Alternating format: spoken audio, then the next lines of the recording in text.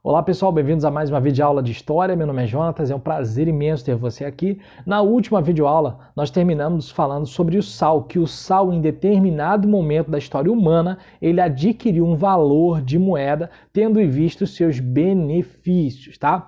Bom pessoal, então nessa videoaula eu terminei falando sobre o sal e agora eu vou falar para vocês como é que a gente sai do sal como valor de moeda para o metal com valor de moeda, tá? Então é o título aí para a gente começar a entender a nossa segunda videoaula, os metais como moeda. Então olha só, pedaços de metal sempre foram valorizados nas civilizações humanas. Então a partir do metal pode ser feito o quê, pessoal? Muitas ferramentas. Então imagina hoje a nossa vida sem metal, né? Você não teria televisão, smartphone, carros, aviões, satélites, né? Ferramentas, imagina, né? A parte mecânica, né? Não existiria. Então a gente hoje não teria um alicate, uma chave de fenda, a gente não teria praticamente nenhum tipo, né?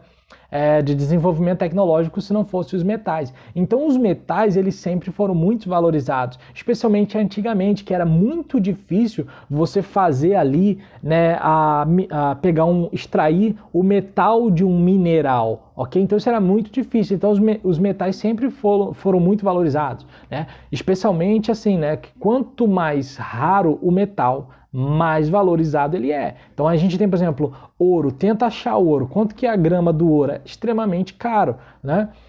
Além disso, nós temos, por exemplo, as pedras preciosas, que não vem ao caso estudar aqui, né? Que também são muito raras de serem encontradas. Então, quanto mais raro o metal, mais valorizado ele é, né? Então, com o tempo, a prata e o ouro passaram a ser utilizados na realização do comércio. Os gregos se destacaram, por exemplo, por serem os detentores do conhecimento do processo da cunhagem de moedas metálicas. Então são os gregos que a gente pode destacar aqui, nesse momento aqui, que vão dar esse salto do sal com valor de moeda para a moeda metálica, né? É claro que em Roma, por exemplo, que vai vir depois dos gregos, por exemplo, né, os soldados eles eram pagos com sal, né? Até mesmo porque ter metal era uma coisa difícil, né? E o sal ele ainda tinha uma grande importância, tá? Mas os gregos definitivamente eles vão se apossar desse conhecimento, fazendo com que essas moedas se espalhassem por todo o mar Mediterrâneo. Lembrando que a Grécia, né, ali na Europa, vai ter o seu apogeu com Alexandre o Grande, vai ser um governo de proporção mundial, um império de proporção mundial. Então eles vão estabelecer as moedas. Então aqui eu até coloquei umas imagens, olha, de umas moedas metálicas, né? As moedas, por exemplo, feitas de metais passaram a ser utilizadas em vários reinos e povos, tá? A partir dos gregos. O surgimento do papel moeda é, por exemplo, creditado aos chineses, tá? Mas o seu uso demorou a se disseminar pelo mundo. Então eu até coloquei aqui, achei na internet, né? Um Yijiao, né? Nem sei de que... Acho que deve ser chinês. Isso aqui, eu não falo chinês, né? Eu botei lá no Google, né? Moeda chinesa antiga e apareceu isso aqui. Só para dar para a gente um entendimento de que são chineses que mais tarde eles vão desenvolver a ideia do papel moeda. Então a gente inicia a história humana, ela inicia com a troca, ela passa para o sal com valor de moeda, depois ela passa para a moeda metálica e depois, bem depois, os chineses também vão desenvolver o papel moeda. Lembrando, pessoal, que aqui nesse período do papel moeda e da moeda metálica, as pessoas vão tentar fazer também falsificações, tá? Então tem todo um sistema aí para tentar coibir esse tipo de prática que é um crime, né? Bom, então essa é a ideia aí das moedas metálicas, elas vão surgir e também a gente precisa entender que o advento da moeda, pessoal, ele possibilitou o maior desenvolvimento do comércio, né? Então a criação de reservas de valor que gerariam riquezas que tornariam possíveis avanços civilizacionais. Por isso que eu botei essa imagem aqui para vocês terem uma ideia. Então pensa no desenvolvimento do comércio, né? Antigamente você tinha que, sei lá, você não tinha moeda, você realizava uma troca, aí você queria de repente 10 toneladas de trigo, né? Cara, como é que você ia fazer uma troca levando 10 toneladas de trigo? Né? Seria muito difícil, mas com o dinheiro, né, com a moeda, a coisa fica muito mais fácil, tá? Então, esse conceito da moeda, do papel moeda, do dinheiro, ele proporcionou o desenvolvimento do comércio, criação de reservas de valor, gerando riquezas e tornando possíveis novos avanços civilizacionais. Tudo fica muito mais rápido. E hoje a coisa está ganhando novas dimensões aí com o avanço das moedas digitais. Tem países que já estão adotando moeda digital, tá? Então, nessa segunda videoaula, quando eu elaborei esse estudo, eu queria trazer para vocês, começando com essa pergunta, né? Como se calcula o valor da moeda?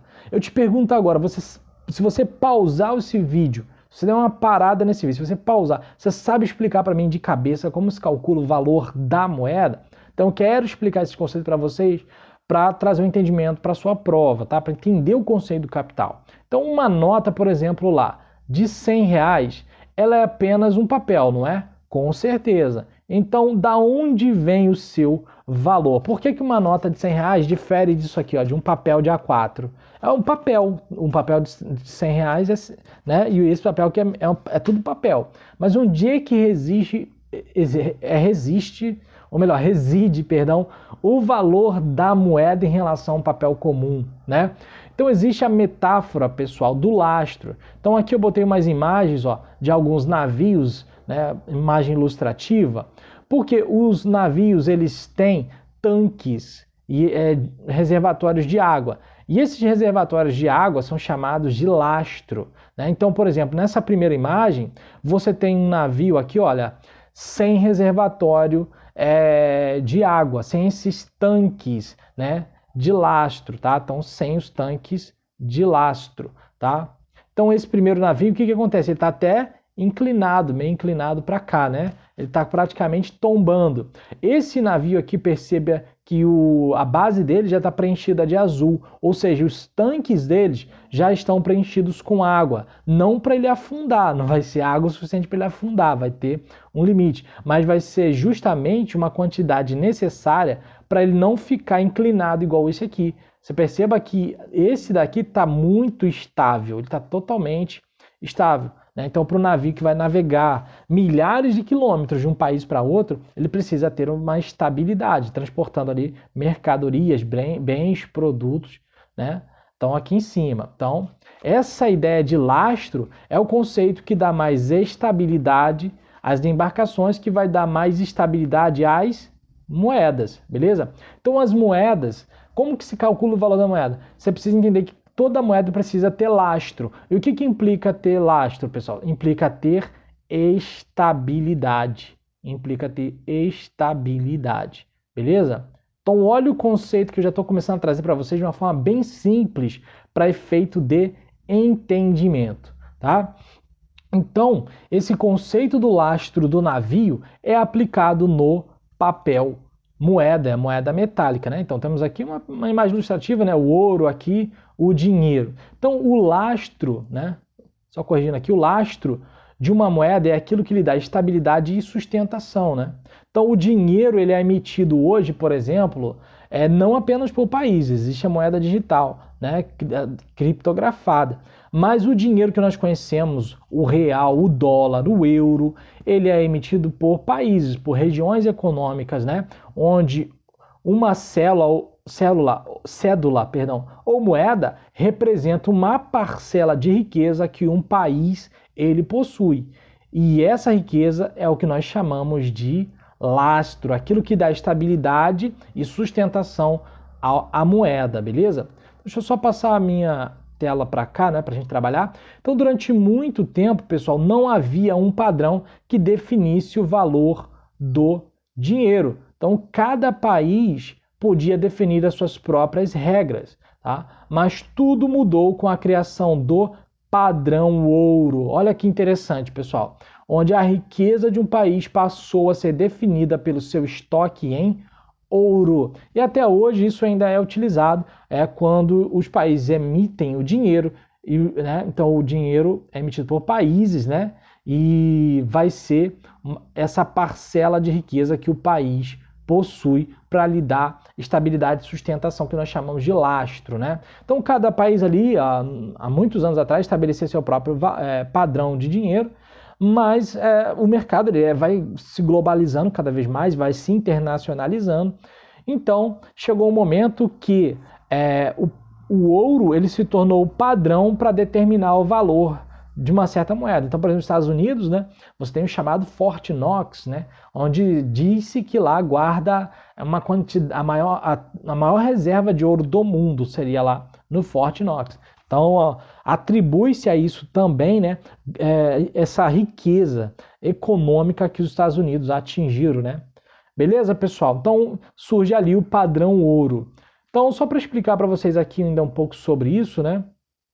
Quando que ele surgiu? O padrão ouro ele surgiu no final do século XVII, tá? Então, no final do século XVII e início do século XVIII, por exemplo, a Inglaterra criou o primeiro banco central do mundo, seguido pela Suécia, com o intuito de quê? De controlar a liquidez, ou seja, o valor da moeda desses países, tá? Então, dessa forma, faz-se necessário calcular a quantidade de ouro, né? Você tem que calcular a quantidade de ouro que um país ele possui para calcular o lastro, a estabilidade, a sustentação do valor da moeda e definir o seu valor, tá? Então, atualmente, o cálculo que nós chamamos de lastro, né, aquilo que dá estabilidade e sustentação ao valor da moeda, esse cálculo, pessoal, hoje em dia é diferente, ele é bem mais complicado de se calcular, tendo em vista que a gente sai da exclusividade do valor da moeda, que estava baseado ali no padrão ouro, né? A gente sai apenas do padrão ouro, a gente hoje entra no padrão ouro,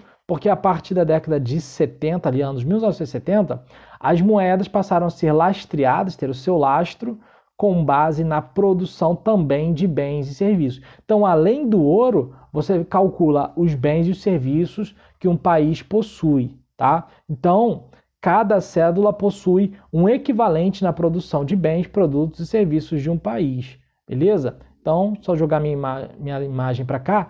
Cada nota de real que hoje você possui representa uma pequena parcela de toda a riqueza do Brasil. Não apenas o ouro, mas o ouro, os produtos, os bens, os serviços, toda a riqueza do Brasil, por exemplo, é o que dá valor ao real.